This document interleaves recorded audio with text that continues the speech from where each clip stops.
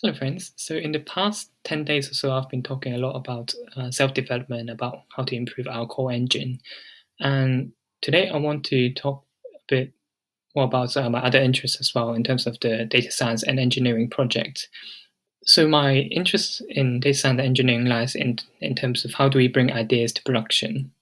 So, the entire pipeline from doing research, looking at research paper, how do we implement that in real life applications, and how do we do that sustainably and efficiently as well. So my focus at the moment is on NLP, but I'll also explore other areas in the future.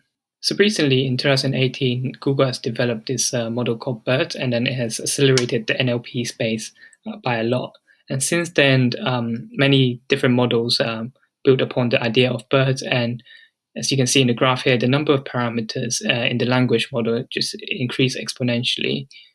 So in earlier 2020, Microsoft pushed out this model called the Turing-NLG, which is 17.5 billion parameters, I think. And later, just half a year later, OpenAI released model GPT-3, which has 175 billion parameters. So you can see this is like a magnitude higher. So it begs the question of people like you and me, how can we do it? It's just, whilst it's very impressive to be able to train such a big model, in real life, this is less practical because one is the financial cost of training such models and what the cost of inference time as well. Also, maybe one of the things people don't talk as much is the environmental impact on having such big models on the training, and perhaps more so on the practical inference as well, because most likely these models are going to be used by many people, and being efficient in the inference time is magnitude more important than during training. So which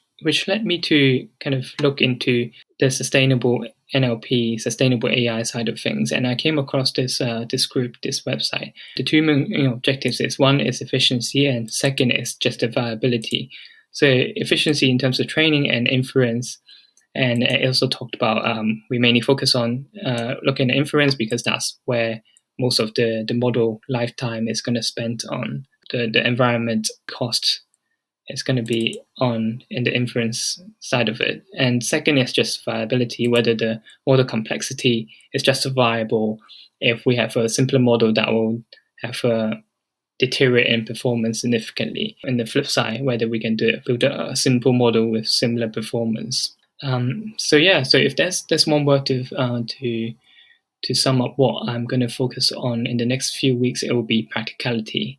Because first, it aligns with my interest in terms of bringing ideas to production. And second, by being more efficient, it also encourages the sustainability side of things as well.